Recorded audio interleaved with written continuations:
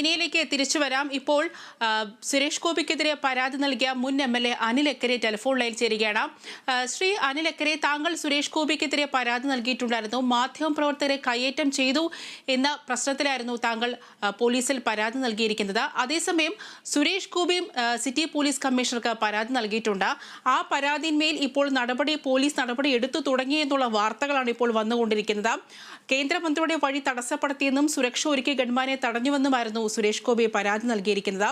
മാത്രമല്ല, ഈ പരാതിയിന്മേൽ മാധ്യമപ്രവർത്തകർക്കെതിരെ കേസെടുത്തേക്കുമെന്ന വാർത്തകളാണ് ഇപ്പോൾ വന്നുകൊണ്ടിരിക്കുന്നത്. എന്താണ് താങ്കളുടെ പ്രതികരണം? ഇത് കേരള സമൂഹം, ലോകം മുഴുവൻ ആളുകളും ഇന്നലെ ഈ സംഭവം കേരളത്തിലെയും ഇന്ത്യയിലെയും എല്ലാ മാധ്യമങ്ങളിലും കണ്ടതാണ്. സുരേഷ് ഗോപി ചോദിക്കുന്നതും അതിനുശേഷം ആ ചോദ്യത്തിൽ സുരേഷ് ഗോപി പറയുന്ന മറുപടി, ഇത് നിങ്ങൾ തീറ്റുകയാണ്, നിങ്ങൾ തിന്നോ.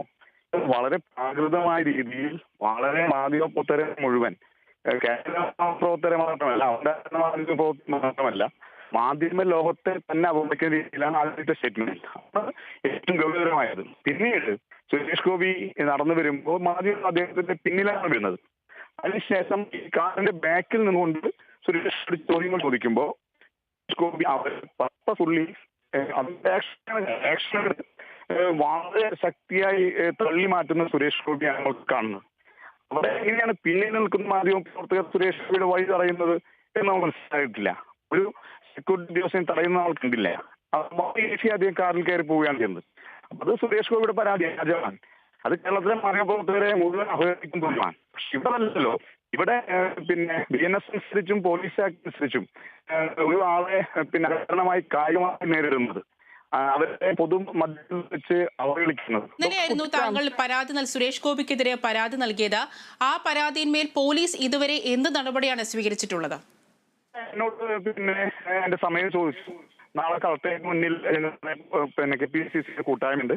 ശേഷം ഞാൻ ACP ഓഫീസിൽ ചെന്ന് മൊഴി കൊടുക്കും നാളെ 11 മണിക്ക്. ശ്രീ അനിൽ അക്കരെ, ഇപ്പോൾ ഈ പ്രശ്നവുമായി ബന്ധപ്പെട്ട ചർച്ചയിൽ ഈ സിനിമാ രംഗത്തുള്ളവരുടെ പ്രതികരണം ഇപ്രകാരമായിരുന്നു. അതായത്, സുരേഷ് ഗോപിക്കുള്ളിൽ ഇപ്പോഴും ഒരു നടനുണ്ട്. അദ്ദേഹത്തിൻ്റെ ഉള്ളിൽ അദ്ദേഹം അഭിനയിച്ച കഥാപാത്രങ്ങൾ ഇപ്പോഴും ആ മനസ്സിൽ തന്നെ തങ്ങി നിൽക്കുകയാണ്. അതാണ് പലപ്പോഴും ഇതിങ്ങനെ പുറത്തോട്ട് വന്നുകൊണ്ടിരിക്കുന്നത്. ചില ട്രിഗറിംഗ് സംഭവങ്ങൾ ഉണ്ടാകുമ്പോൾ അദ്ദേഹം അഭിനയിച്ച കഥാപാത്രങ്ങൾ ഇങ്ങനെ പുറത്തോട്ട് വന്നുകൊണ്ടിരിക്കുകയാണ്. ഒരു രാഷ്ട്രീയക്കാരൻ്റെ ഒരു നയപരമായിട്ടുള്ളൊരു സമീപനം അതിപ്പോഴും സുരേഷ് ഗോപിയുടെ ഭാഗത്തു നിന്നും ഉണ്ടാകുന്നില്ല. അദ്ദേഹം ഒരു നടനാണ്. രാഷ്ട്രീയക്കാരന്റെ ഒരു നയസമീപനത്തിലേക്ക് അദ്ദേഹം ഇപ്പോഴും എത്തിയിട്ടില്ല എന്നാണ് സിനിമാ രംഗത്തുള്ള പല പ്രമുഖരും ഈ വിഷയത്തോട് പ്രതികരിച്ചത്. എന്താണ് താങ്കൾക്ക് ഇതിനോടുള്ള അഭിപ്രായം? അതിൽ ഒരു മറുപടി പറയുക എന്നുള്ളത് വളരെ ബാലിശവും മോശമാണ്. ഡ്രാക്കുളയായി അഭിനയിച്ച നടൻ, അദ്ദേഹത്തെ കാണുമ്പോൾ അദ്ദേഹത്തിന് ഡ്രാക്കുള ഓർമ്മ വന്ന് നമ്മുടെയൊക്കെ രക്തം കുറ്റിപ്പിടുന്ന മാറിയാണെങ്കിൽ നമുക്ക് ഈ സിനിമാ നടന്മാരെ കാണുമ്പോൾ ഓടേണ്ടി വരുമല്ലോ. അതൊക്കെ വളരെ ബാലിഷ്യമായ കാര്യങ്ങളാണ്. ഇവിടെ അതല്ലല്ലോ. ഞാൻ MLA സസ്പെൻഷനുണ്ടാവും. നമ്മൾ ഭരണഘടനയോട്ട് സത്യം ചെയ്യാൻ സ്വജനപക്ഷപാതരഹിതമായി ഭയമില്ലാതെ നിർഭയമായി സ്റ്റേറ്റിന് വേണ്ടി വർക്ക് ചെയ്യുമെന്ന് പറയാം. അപ്പോൾ ഫോർത്ത് സ്റ്റേറ്റായ മാധ്യമങ്ങളെ അവരെ വളരെ ആദരവോടുകൂടി സ്വീകരിക്കുകയും അവരുമായി ശ്രദ്ധിക്കുകയും ചെയ്യുന്നതിന് പകരം അതിൽ കയ്യേറ്റം ചെയ്യാൻ ശ്രമിക്കുന്ന നേരത്ത് ഒരു നടനുണ്ട് എന്ന് പറഞ്ഞാൽ എങ്ങനെയാണ് നമുക്ക് കാണാൻ കഴിയുക? ഇപ്പൊ ലങ്ക സിനിമയിൽ അഭിനയിച്ച സുരേഷ് ഗോപിയുടെ കഥാപാത്രമായി മാറിയുള്ള അവസ്ഥ എന്താണ്? അതൊന്നും അതല്ല മറുപടി. സുരേഷ് ഗോപിക്ക് വേണ്ടി കേരളത്തിലെ സിനിമ മാപ്പുകയാണ് വേണ്ടത്. ശ്രീ അനിൽ അക്കരെ, ഇപ്പോൾ ഈ വിഷയത്തിൽ BJP സംസ്ഥാന അധ്യക്ഷൻ കെ സുരേന്ദ്രന്റെ ഒരു പ്രതികരണം ഉണ്ടായിരുന്നു. അതായത്, ആദ്യം ഈ വിഷയവുമായി ബന്ധപ്പെട്ട് ഈ ഹേമ കമ്മിറ്റി റിപ്പോർട്ടിൽ ആരോപണ വിധേയനായ മുകേഷിന്റെ വിഷയവുമായി ബന്ധപ്പെട്ട് മാധ്യമപ്രവർത്തകർ സുരേഷ് ഗോപിയുടെ പ്രതികരണം എടുത്തതാണ്. എന്നാൽ വീണ്ടും രാമനിലയത്തിൽ പോയി ഈ വിഷയവുമായി ബന്ധപ്പെട്ട് വീണ്ടും പ്രതികരണം എടുക്കാൻ പോയി. അതിൽ അരിശം പൂണ്ടാണ് സുരേഷ് ഗോപി ഇങ്ങനെ പ്രതികരിച്ചതെന്നും മാത്രമല്ല മാധ്യമങ്ങൾ അവരുടേതായിട്ടുള്ള ചില പരിധികൾ വിടുന്നുവെന്നുമായിരുന്നു കെ സുരേന്ദ്രൻ ഈ വിഷയത്തിൽ പ്രതികരിച്ചത്. അല്ല, ഇതിനകത്ത് ഞാൻ മനസ്സിലാക്കുന്നത് ഏഷ്യാനെറ്റ് ഉൾപ്പെട്ട മാധ്യമങ്ങളാണ്. ഏഷ്യാനെറ്റ് എന്ന് പറയുന്ന മാധ്യമത്തിന്റെ മാനേജ്മെന്റ് എന്ന് പറയുന്ന രാജീവ് ചന്ദ്രശേഖർ തിരുവനന്തപുരത്തെ സാർത്തിയും മന്ത്രി ഗവൺമെന്റിലെ മന്ത്രിയുമായിരുന്നു.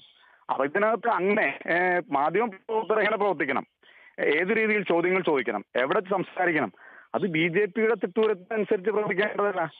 സർവസ്വതന്ത്രമായി കേരളത്തിലെയും രാജ്യത്തെയും മാധ്യമങ്ങൾക്ക് പ്രവർത്തിക്കാൻ കഴിയുന്ന രീതിയിലുള്ള സ്വാതന്ത്ര്യ ഭരണഘടനയിൽ നൽകിയിട്ടുണ്ട്. അതാണ് ഈ ഫോർത്ത് സ്റ്റേറ്റ് എന്ന് പറയുന്നത്. വളരെ നന്ദി ശ്രീ അനിലക്കരെ, താങ്കളുടെ പ്രതികരണം അറിയിച്ചതിന്.